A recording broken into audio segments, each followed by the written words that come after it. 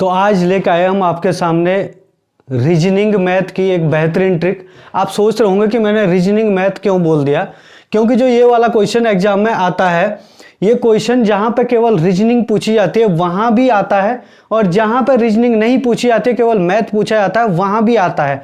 क्योंकि ये question reasoning और मैथ दोनों में काउंट होता है और बहुत ही बेहतरीन है। जैसे ग्रुप सी के पेपर में मैथ नहीं पूछी जाती है, रीजनिंग पूछी जाती है, तो वहां भी ये क्वेश्चन कई बार आया है। उत्तराखंड पुलिस के पेपर में आया है, एसआई के पेपर में आया है, पटवारी के एग्जाम में भी ये क्वेश्चन आया है, और इसके अलावा पीसीएस के सी सेट में भी ये क्वेश्चन आया है, और आईएएस के सी सेट में भी। तो छोटे से लेकर जितना भी बड़ा लेवल है, हर एग्जाम में ये क्वेश्चन पूछा जाता है। बहुत ही बेहतरीन क्वेश्चन है। तो देखना क्या कह रहा है। जैसे पहला क्वेश्चन है, यदि ए अनुपात बी बराबर 3:4, बी अनुपात सी बराबर 2:5, तो ए अनुपात बी अनुपात सी का मान ज्ञात कीजिए।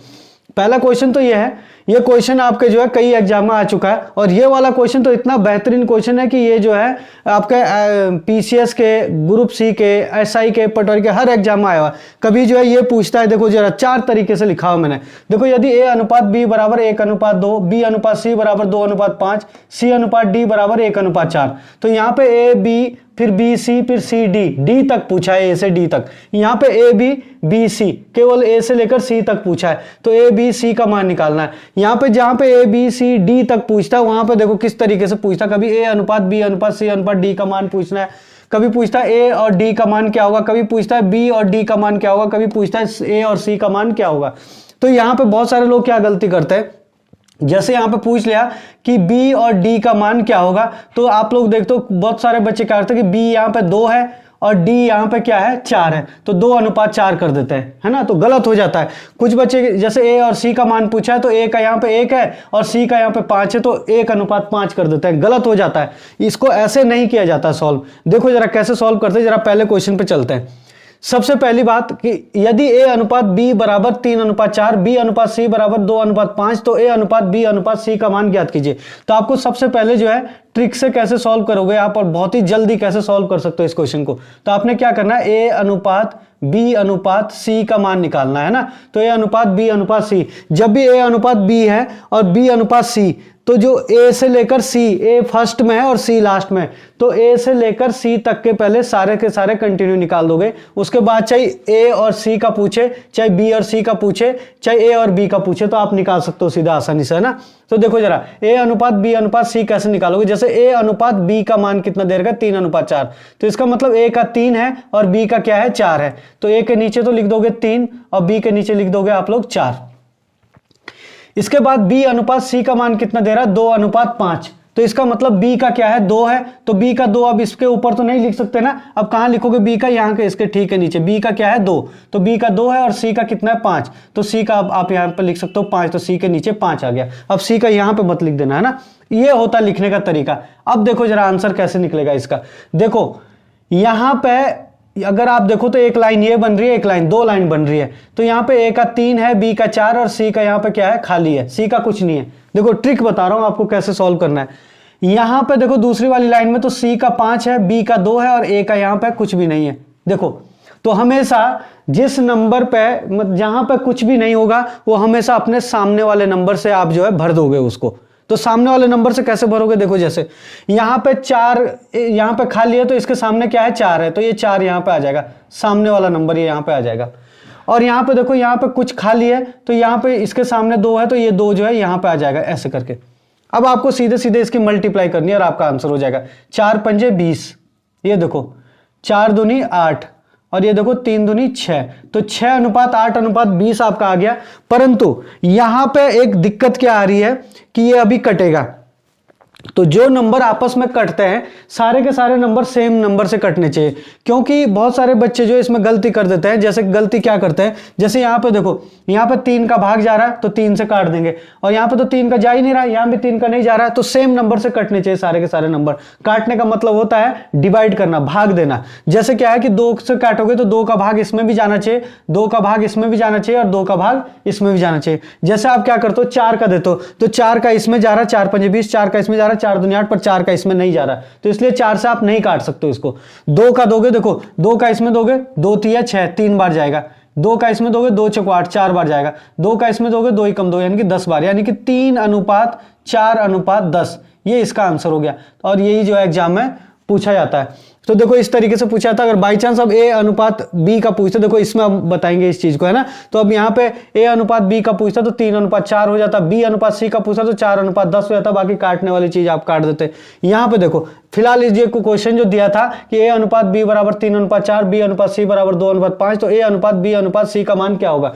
तो ए अनुपात बी अनुपात सी का मान क्या होगा, ए का हो गया 3, बी का 4 और सी का 5, 10, 3:4:10।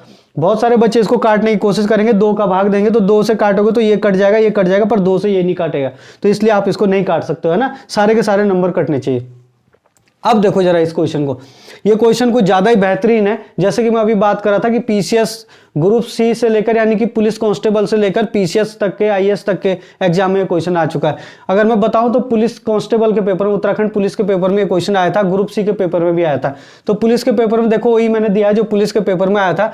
पुलिस के पेपर में ये वाली डिजिट दी थी सारी की सारी, और यहाँ पे पूछा था कि ए अनुपात डी का मान क्या होगा। पुलिस के पेपर में ये वाला आया था, है ना। यदि ए अनुपात बी बराबर 1:2, बी अनुपात सी बराबर 2:5, तो सी अनुपात डी बराबर 1:4, तो ए अनुपात डी का मान क्या होगा। ये पुलिस के पेपर में आया था, है ना। और ये जो है ग्रुप सी के पेपर में आया था, ए अनुपात बी बराबर, यही नंबर दिए थे, तो ए अनुपात सी का मान क्या आएगा। ये आपका ग्रुप सी के पेपर में आया था और ये पुलिस के पेपर में आया था। बाकी ये भी रेलवे के पेपर में आए हैं, ये भी कई बार आए, ए अनुपात बी अनुपात सी अनुपात डी का मान क्या होगा। तो जब ये क्वेश्चन आएगा भाई, आप लोग देखो ए अनुपात बी का दिया, बी अनुपात सी का दिया, सी अनुपात डी का दिया है। जैसे यहां पे दिया था तो ए फर्स्ट में था और सी लास्ट में था, इसलिए ए अनुपात बी अनुपात सी का मान आपने निकाल दिया। यहां पे फर्स्ट में ए है और लास्ट में क्या है, डी है, तो इसलिए आपको ए से लेकर डी तक के पहले सारे के सारे निकालने पड़ेंगे। चाहे आपसे ए डी का पूछे, चाहे बी डी का पूछे, चाहे ए सी का पूछे, चाहे सारे के सारे पूछे, तो आपको जो पहले के जो है ए से लेकर डी तक के सारे रेशियो निकालने एक साथ। देखो कैसे, देखो ए अनुपात बी अनुपात सी अनुपात डी, देखो कैसे निकालोगे आप लोग। इसी तरीके से निकाल सकते हो, पर इसमें थोड़ा सा जो है आप कंफ्यूज हो सकते हो। जरा ध्यान से देखना कैसे करना है इसको, आपका क्वेश्चन कभी गलत नहीं होगा। देखो ए अनुपात बी बराबर 1:2 है, तो ए का हो गया 1 और बी का हो गया 2, तो हमने 1:2 लिख दिया इनका, है ना, इस तरीके से। फिर जो है बी अनुपात सी का दे रहा 2:5, तो बी का हो गया 2 और सी का हो गया 5, तो बी का अब 2 आ गया। तो ये मत सोचना कि बी का 2 लिख रखा है तो अब नहीं लिखना, फिर से लिखना है, जितने बार आएगा उतने बार।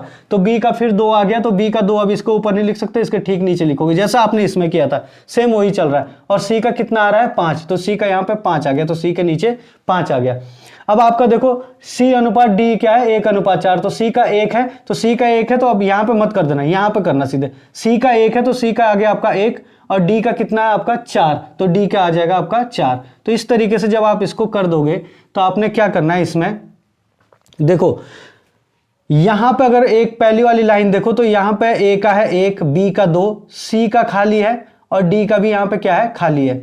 दूसरी वाली लाइन में देखो आप लोग तो ए का खाली है, बी का 2 है, सी का 5 है और डी का यहां पे क्या है, खाली है। अगर आप तीसरी वाली लाइन में देखो तो ए का खाली है, बी का भी यहां पे खाली है, सी का 1 है और डी का क्या है 4 है। तो आप लोग जो है अब इसको सामने वाले नंबर से भर सकते हो। देखो यहाँ पे प्रॉब्लम हो सकती थी, यहाँ पे तो केवल एक ही नंबर था सामने, यहाँ पे देखो 2-2 खाली है, 3-3 खाली हो रहे हैं ना। तो देखो क्या करना है आपने, मैंने कहा था कि सामने वाले नंबर से हमेशा भरता है खाली जगह। देखो यहाँ पे इसके सामने 2 है तो ये 2 जो है यहाँ पे आ जाएगा, इसके सामने अब ये वाला 2 हो गया तो ये वाला 2 जो है यहाँ पे चले जाएगा, इसके सामने 5 है तो ये वाला 5 यहाँ पे आ जाएगा, इसके सामने ये 2 है तो यहाँ पे ये वाला 2 आ जाएगा, इसके सामने ये वाला 1 है तो यहाँ पे ये वाला 1 आ जाएगा और इसके सामने जो है ये वाला 1 आ जाएगा, ये वाला 1 इसके सामने तो ये वाला 1 यहाँ पे आ जाएगा। अब देखो सीधे सीधे मल्टीप्लाई करनी है आपने, मैंने क्या बोला था कैसे करनी है। देखो 4 पंजे 20 और 20 दूनी 40, ये हो गया आपका 40 अनुपात। इसका देखो 5 एकम 5 और 5 दूनी 10, ये हो गया आपका 10। इसका देखो 2 दूनी 4 और 4 एकम 4, ये हो गया आपका 4। और इसका देखो 2 एकम 2 और 2 एकम 2, यहाँ पे आ गया आपका 2। अब देखो भाई कटेगा ये, अब ऐसे मत कर देना कि 10 चकू 40 और 10 एकम 10, ऐसे मत काट देना, या 2 से 2, अगर आप 10 से इसको काटोगे 2 कट रहे पर ये नहीं कट रहे, तो ऐसे मत करना, है ना। 2 से आपका ये भी कट रहा है, ये भी कट रहा है, ये भी कट रहा है और ये भी कट रहा है, तो 2 से कट जाएंगे सब, क्योंकि 2 से जो है सब नंबर डिवाइड हो रहे हैं यहाँ पे। तो देखो 2 एकम 2, 2 दूनी 4, 2 पंजे 10 और ये देखो 2 एकम 2 दूनी 4, ये हो गया आपका। तो ये आपका हो गया 1:2:5:20। तो जो ये आपका रेशियो आया है ये क्या आ गया आपका, 1:2:5:20, एक का आ गया 1, बी का आ गया 2, सी का आ गया 5 और डी का आ गया 20। तो ये आपका रेशियो आ गया भाई, है ना। अब इस रेशियो के माध्यम से आप ये सारे के सारे आंसर बता सकते हो। देखो कुछ रेशियो ऐसे होते हैं कि जो बिल्कुल नहीं कटते, मतलब रखने के बाद भी, कुछ जो है रखने के बाद जो है कट भी जाते हैं। तो देखो आंसर कैसे लिखोगे आप लोग फाइनल आंसर। तो A:B:C:D का मान तो हमें आ गया ही यहाँ पे, तो इसको आप सीधे सीधे यहाँ पे रख सकते हो। तो 1:2:5:20, तो 1:2:5:20, तो ये इसका क्या हो गया, आंसर हो गया। पहले क्वेश्चन का आंसर हो गया। दूसरा क्वेश्चन क्या है यहाँ पे, दूसरा क्वेश्चन जरा A:D का मान क्या होगा। तो देखो A का क्या आया है 1 और D का क्या आया है 20, तो A का हो जाएगा 1 और D का हो जाएगा 20, तो 1:20 जो है इस दूसरे क्वेश्चन का आंसर हो गया। ये देखो ये पुलिस के पेपर में आया था, तो बहुतों ने जो है इसका 1:4 लगा दिया, क्योंकि A का 1 था और D का 4 था, तो परंतु गलत हो जाता आपका आंसर। तो क्या हो गया 1:20। अब देखो B:D का आंसर क्या आएगा, ये रेलवे के पेपर में आया था B:D वाला।